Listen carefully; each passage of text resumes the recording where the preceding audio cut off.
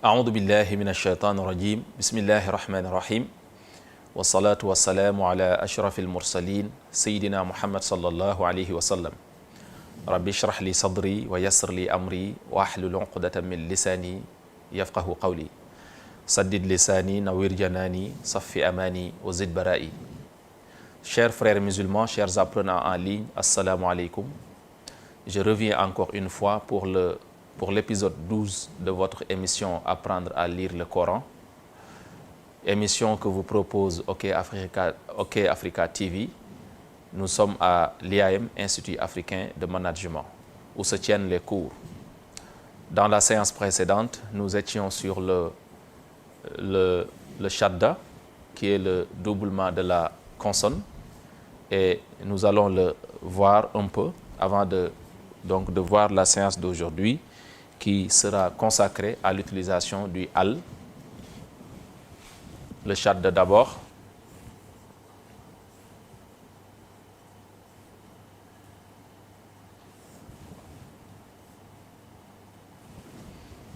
Le shadda qui est un signe que vous voyez comme ça, toujours au-dessus de la lettre, notamment entre la lettre et la voyelle. Mais on avait dit que le shadda est le doublement de la consonne, c'est-à-dire de la lettre, parce qu'en arabe, toutes les lettres sont des consonnes. C'est le doublement de la lettre, mais il vient de deux lettres identiques, dont la première porte un sukun et la deuxième une voyelle. Et cette voyelle-là peut être A, I ou bien O. Exemple, le mot shadda. Shadda lui-même peut servir d'exemple. Shadda. On peut avoir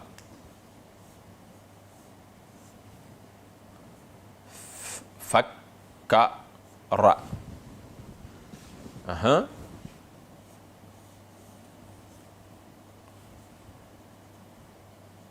Bajjala. On va lire donc shadda, shadda, shadda. Donc il faut toujours insister sur la lettre ayant le shadda.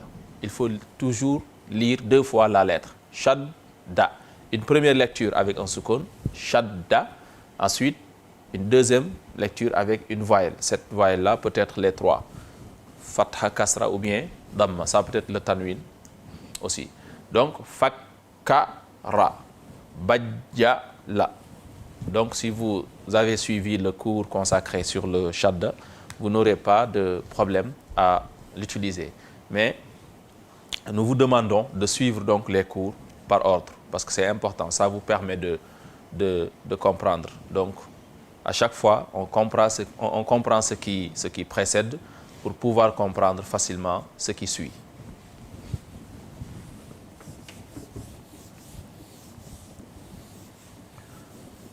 On va voir maintenant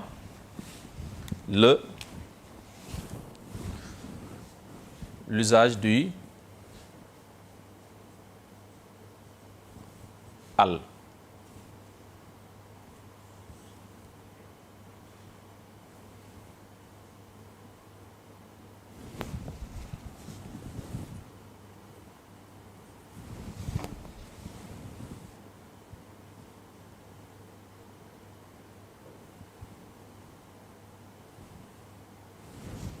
Excusez-moi.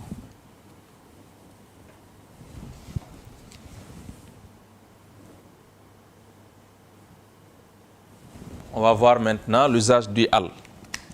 Le al qui se lit comme ça. Al. Le al exprime, par rapport au français, il exprime l'article défini, le, la, les et le L apostrophe. Il se trouve toujours aussi en début de mot. Toujours en début de mot. Et en cela, il s'oppose au tanwin que nous allons vu dans une séance. Le tanwin qui exprime l'article indéfini, une D, et qui se trouve toujours en fin de mot. Donc, le al s'oppose deux fois au tanwin. Premièrement, parce qu'il exprime l'article défini. Le, la, les et l'apostrophe. Deuxièmement, il se place toujours en début de mot au moment où le tanwin donc exprime l'article indéfini 1, une D et se place toujours en fin de mot. Mais le al est composé de deux éléments. Il est composé de deux éléments. Il y a d'abord le alif de liaison que vous voyez ainsi. Le alif de liaison plus le lam. Ce sont donc les deux éléments qui composent le al. On a le alif, ce qu'on appelle alif de liaison. On l'appelle alif de liaison.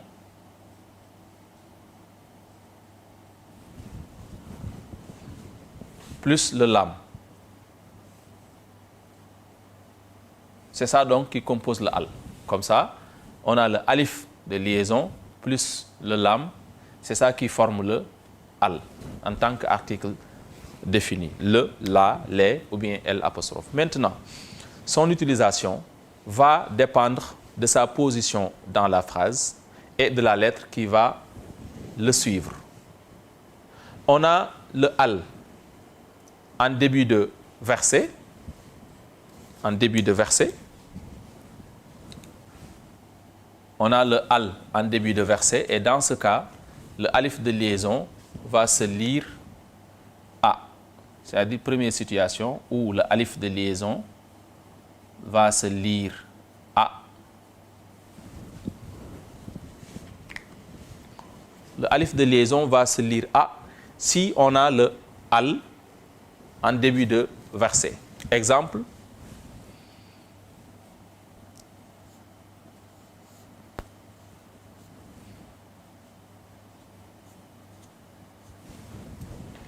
Exemple.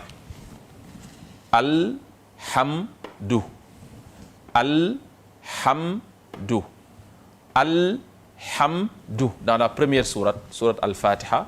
Alhamdu lillahi rabbil alamin. Donc, on avait dit que l'utilisation du al dépend de sa position dans le verset et de la lettre qui le suit. Maintenant, on va s'intéresser avec sa position dans le verset, on s'intéresse au alif de liaison. Si le al est en début d'un verset, le alif de liaison se lit a. Dans ce cas, il se lit a. C'est seulement a qui est possible. Exemple, al-hamdu. Al-hamdu. Si maintenant le al est en milieu de verset, c'est-à-dire n'est pas en début de verset, le alif de liaison ne va pas se lire. Il ne va pas se lire. Exemple.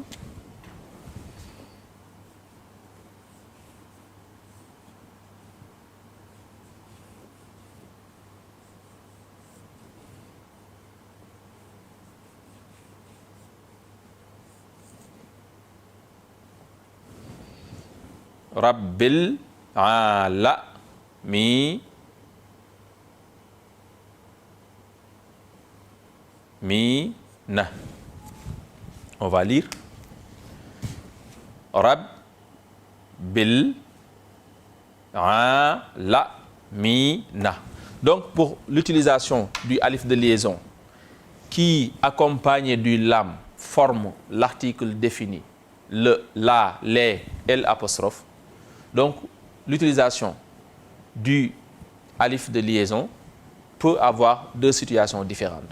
Première situation, on a le al en début de verset. Le alif de liaison se lit a. Exemple, al-hamdu. On a une deuxième situation, c'est-à-dire où le al est en milieu de verset, c'est-à-dire n'est pas en début de verset. Dans ce cas, le alif de liaison ne se lit pas, il ne se prononce pas, il devient muet.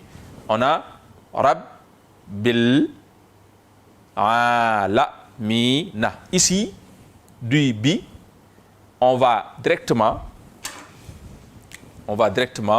au, suivez la flèche s'il vous plaît, du bi, on va directement au lam. Donc en sautant le alif de liaison. Vous voyez, le alif de liaison qui ne se lit pas dans ce cas. On a Rabbil alamina. On peut avoir un autre exemple pour ça, où le al est en milieu de verset. On peut avoir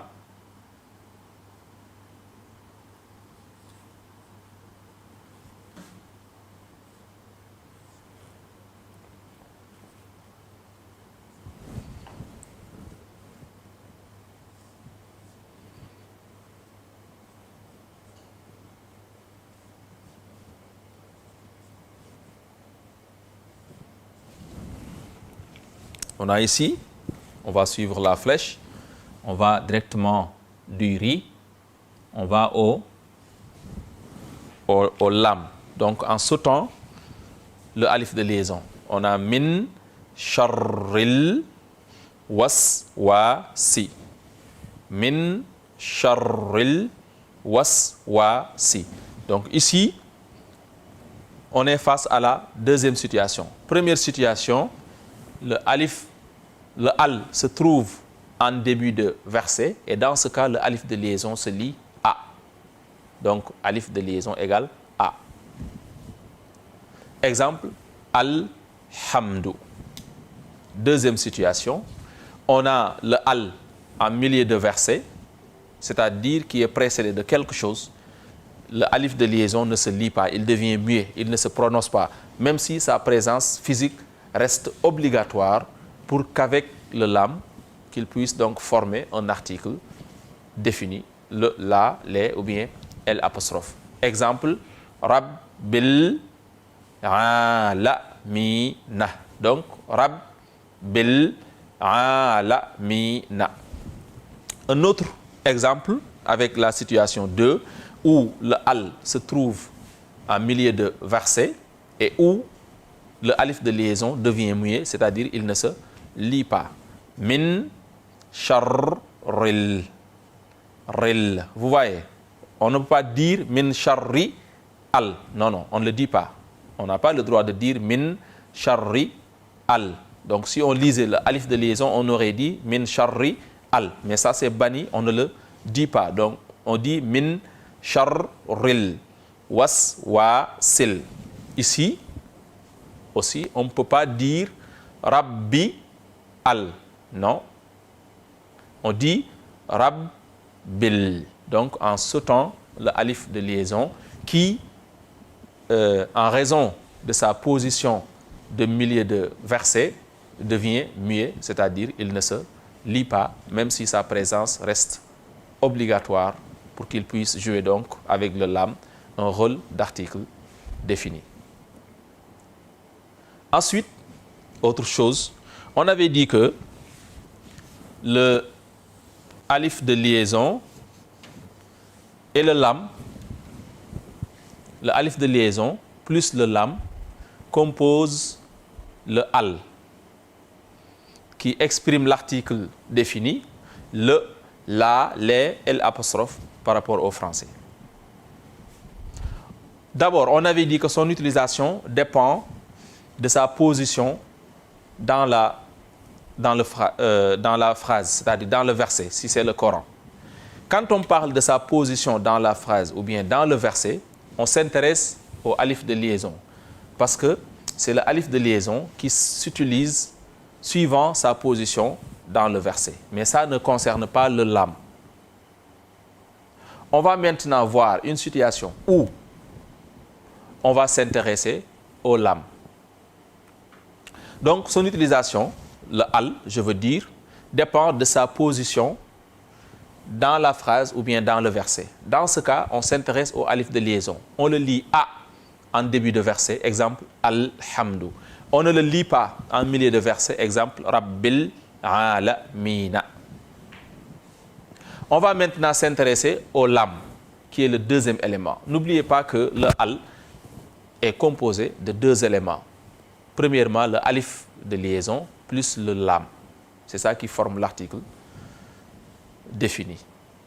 Donc, quand on parle de sa position dans la phrase ou bien dans le verset, on s'intéresse encore une fois au alif de liaison, dont la lecture va dépendre de cela. On l'a vu. En début de verset, on le lit A. Exemple, Al-Hamdu. En milieu de verset, on ne le lit pas. Exemple, Rabbil Alamina. On va maintenant s'intéresser au lam. Maintenant, l'utilisation du lam va dépendre de la lettre qui le suit.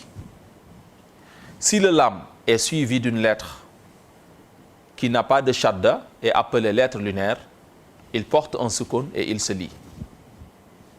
Si par contre le lam est suivi d'une lettre ayant un shadda appelée lettre solaire, il ne porte pas de sukun et ne se lit pas par conséquent. Exemple, on va voir une situation où le al est suivi d'une lettre n'ayant pas un shadda. Exemple, al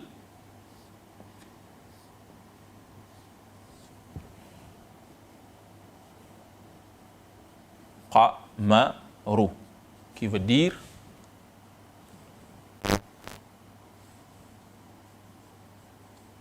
la lune. On va lire al qamaru. Al qamaru, la lune. Ici, on a le al qui est composé de deux éléments, le alif de liaison plus le lam. Le principe qu'on a déjà donné pour le alif de liaison, ça continue toujours. En début de phrase, on le lit A. En milieu de phrase, on ne le lit pas. Mais avec les lettres lunaires et les lettres solaires, on s'intéresse donc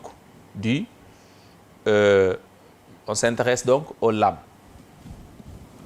On va donc ajouter ici lettre lunaire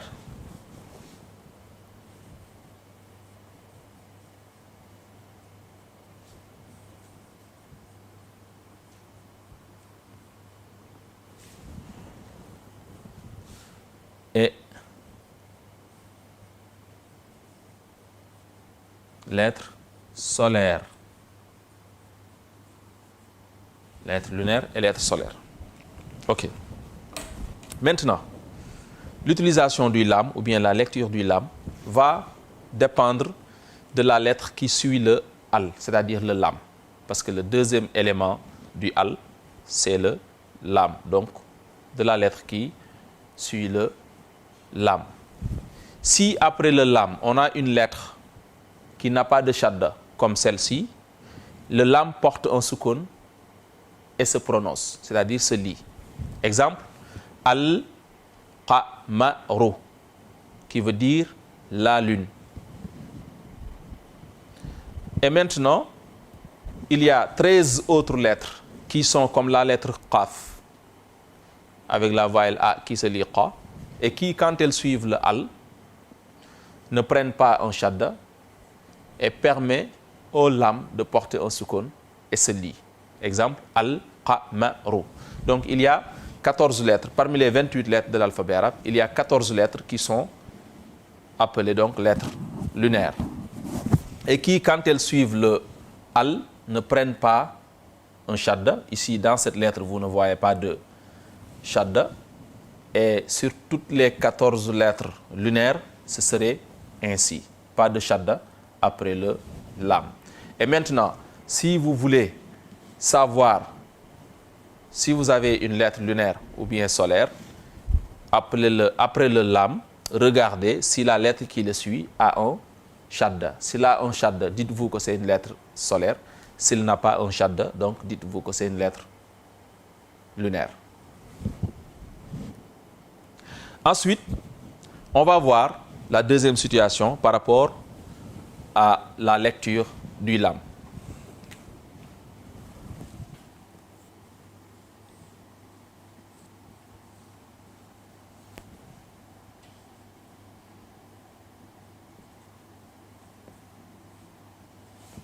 On a ici Ash-Shamsu qui veut dire le soleil. On va lire Ash-Shamsu. Ash-Shamsu, le soleil. Alors, qu'est-ce que vous avez remarqué? Ici, qu'est-ce que vous avez remarqué? avec le premier exemple, al-qamaru, il y a un soukoun sur le lam et le lam se prononce. Al-qamaru. Pourquoi? Parce qu'après le al, on a une lettre qui est lunaire. Le qa, qui est une lettre lunaire. Et il y a 13 autres lettres à part le qa qui sont lunaires. Donc attribuées à la lune lunaire. Al-qamaru, la lune. Maintenant, avec ash-shamsu, c'est tout à fait autre chose. On prononce le alif de liaison. Pourquoi? Parce qu'il est en début de phrase. Il n'est pas précédé de quelque chose. Donc le principe continue toujours. Mais pour le lam, on a vu un changement par rapport au premier exemple qui est en haut. Ici, vous ne voyez pas de soukoun sur le lam. À la lecture aussi, vous ne sentez pas la prononciation du lam. Pourquoi? Parce que le al est suivi ici d'une lettre qui porte un shadda et qui est appelée lettre solaire. Donc, à part la lettre shin qui est là, qui porte un shadda après le al, il y a 13 autres lettres qui sont comme la lettre shin et qui, quand elles suivent le al, prennent un shadda et empêchent le lam de porter un soukoun et de se lire. Donc ici, on va lire le shadda au détriment du lam, qui n'a pas de soukoun et qui ne se prononce pas par conséquent. On va dire donc ash-shamsu. Ash-shamsu. Le soleil. Maintenant, toutes les autres lettres au nombre de 13, avec shin, ça fait 14, qui s'inscrivent dans cette logique sont appelées lettres solaires identifiées au soleil. Donc, on a ici lunaire, ici solaire. Quand on peut dire al, c'est lunaire. Quand on ne peut pas dire al, c'est solaire. Donc, on va résumer. On est ici à l'utilisation du al en tant qu'article qui correspond à l'article défini, le, la, les, l apostrophe, si on le compare en français. Mais son utilisation va dépendre de deux choses, c'est-à-dire de sa position dans le verset et de la lettre qui le suit. Quand on parle de sa position dans le verset, on s'intéresse au alif de liaison qui se lie à en début de verset et qui ne se lie pas dans le cas contraire, c'est-à-dire en milieu de verset. Exemple, en début de verset, alhamdu. Exemple, en milieu de verset, rabbil alamina. Ensuite, on va s'intéresser maintenant au deuxième élément qui compose le al avec le alif de liaison, c'est-à-dire premier élément, le alif de liaison, deuxième élément, le lam.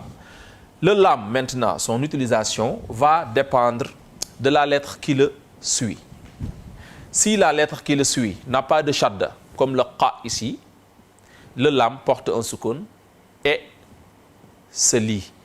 Exemple, al-qamaru. Al-qamaru, la lune. Maintenant, toutes les lettres qui sont comme le qa et qui, quand elles suivent le al, ne prennent pas un shadda et que le lam lui-même porte un soukoun, sont appelées lettres lunaires attribuées à la lune, au nombre de 14.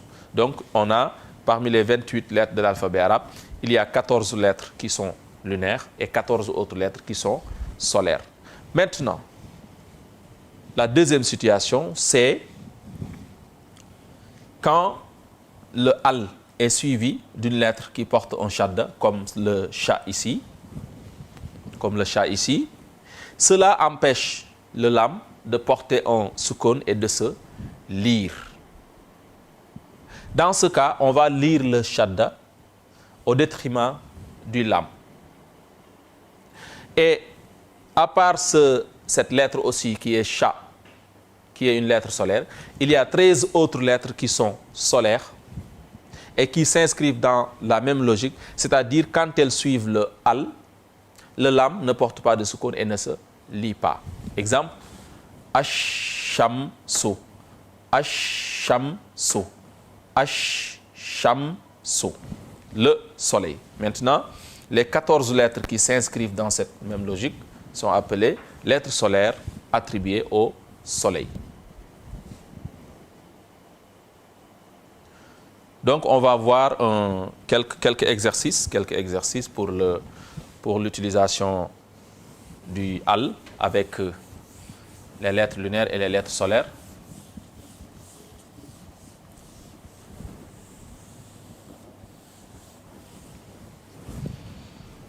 On a ici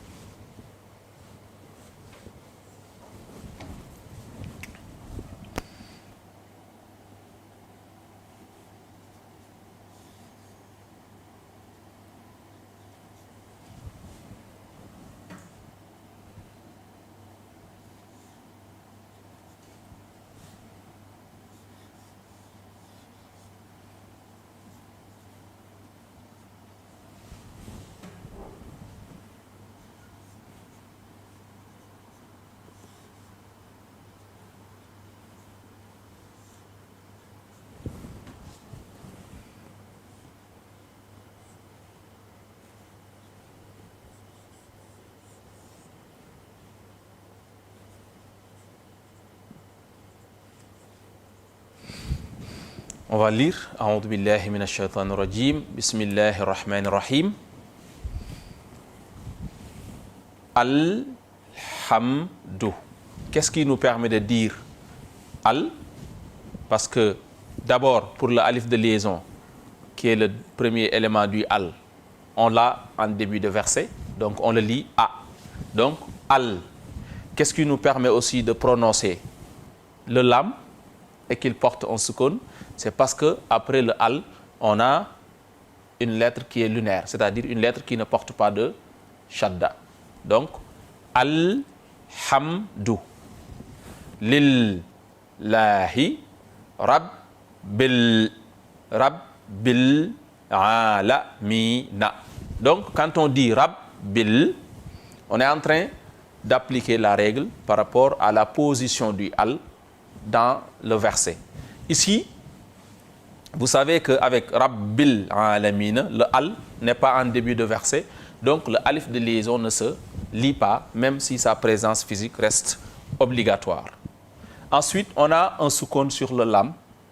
Ce qui nous le permet, c'est que après le lam, il y a une lettre qui est lunaire, c'est-à-dire qui ne porte pas un shadda. Donc, Rabbil Alamina. Ici, on a un point. Ça veut dire que on est en fin de verset et on doit commencer un autre verset.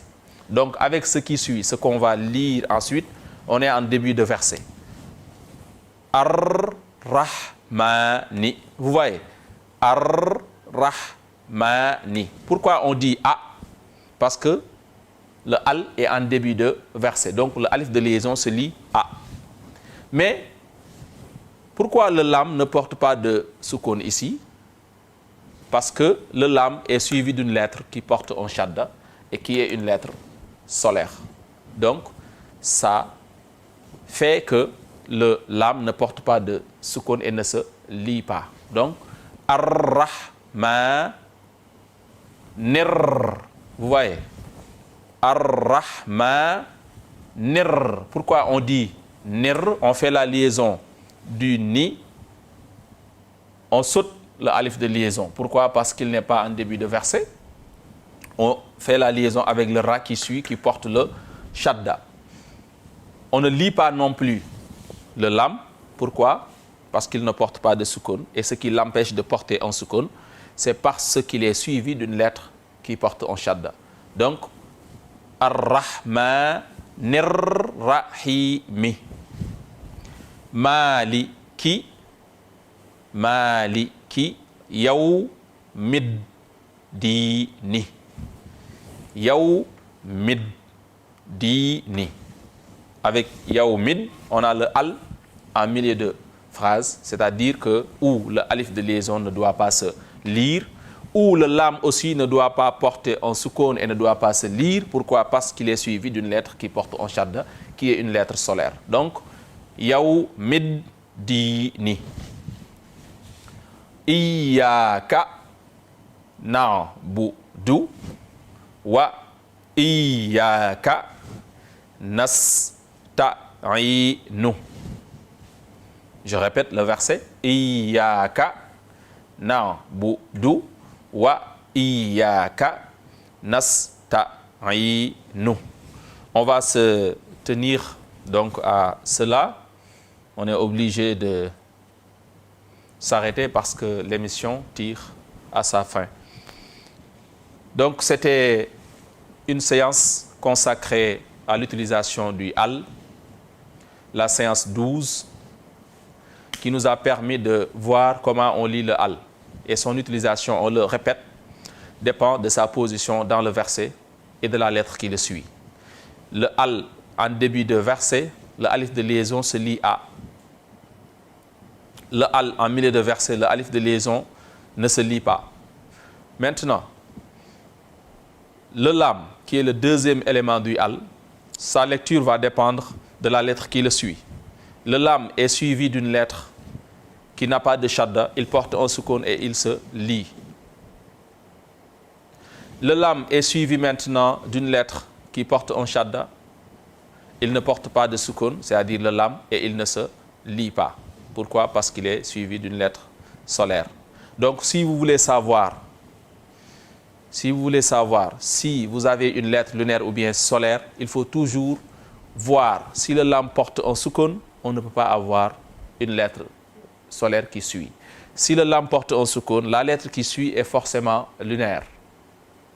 Si la lettre qui suit ne porte pas de shadda, encore une fois, c'est une lettre lunaire. Maintenant, si la lettre qui suit le al porte un shadda, c'est une lettre solaire.